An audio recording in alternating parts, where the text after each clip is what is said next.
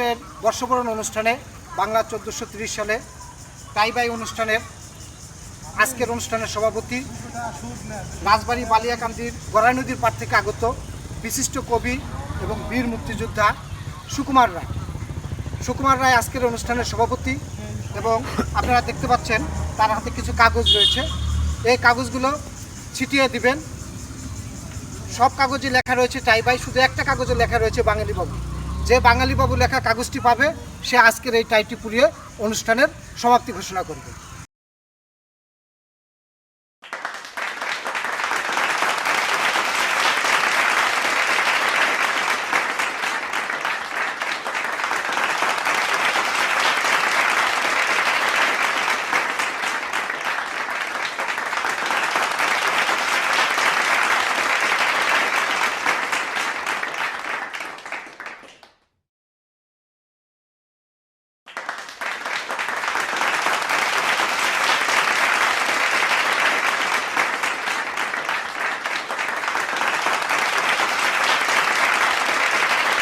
শুধু আজকের এই বর্ষবরণ অনুষ্ঠানের বাঙালি বাবু হচ্ছে সিফাত নূর সিজান। সিফাত নূর সিজানকে গামছা পরিয়ে দিচ্ছেন বিশিষ্ট কবি এবং বীর মুক্তিযোদ্ধা সুকুমার রায়। এই টাই সম্পর্কে তোমার কি মন্তব্য? এটা হচ্ছে একটা শোষকের প্রতীক। এখন জানতে চাইব বীর মুক্তিযোদ্ধা আব্দুল মজিদ মিয়ার কাছে যে এই টাইবাই অনুষ্ঠান সম্পর্কে আপনার কি অভিব্যক্ত? আমি আব্দুল মজিদ মিয়া, বীর মুক্তিযোদ্ধা, সাংবাদিক। আমি এই অনুভব করছি দীর্ঘ 700 বছর পরে কেন টাই আজকে পুরানোর এই মাথা আসলো গাংচিল বাবু ভাই। সেই জন্য তাকে হাজার হাজার ধন্যবাদ জানাই।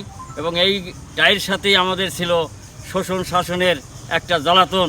সেই জ্বালাতন থেকে মুক্তির জন্য বাবু ভাই যে প্রথম এই যে টাই পোড়াইয়া আমাদের দৃষ্টান্ত দিলেন বাঙালির ঐতিহ্যকে রক্ষা করার জন্য। আমরা বাঙালি, আমরা পায়জামা পাঞ্জামি এবং শার্ট এই গায়ে দিয়ে আমরা লুঙ্গি পরে জীবনযাপন করি, আমাদের টাইর দরকার নাই। বাবু ভাই এই প্রমাণ দিল, তার প্রতি হাজার হাজার ধন্যবাদ জানাই এবং শ্রদ্ধা জানাই। সবাইকে ধন্যবাদ। খোদা হাফেজ। আমরা কেউ টাই পরবো না, এই হোক আমাদের স্লোগান।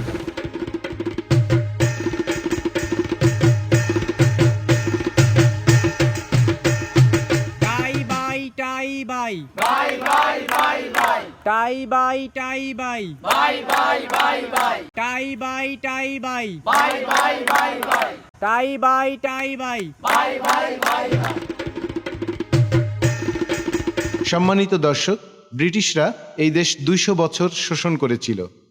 তারা ঠিকই চলে গেছে, কিন্তু তাদের শোষণের যে ফলক, যে স্মৃতিচিহ্ন রেখে গিয়েছিল, আজকে বাংলা 1430 সালে সেই টাইকে পুড়িয়ে এই টাইবাই অনুষ্ঠানের সমাপ্তি ঘোষণা করা হলো।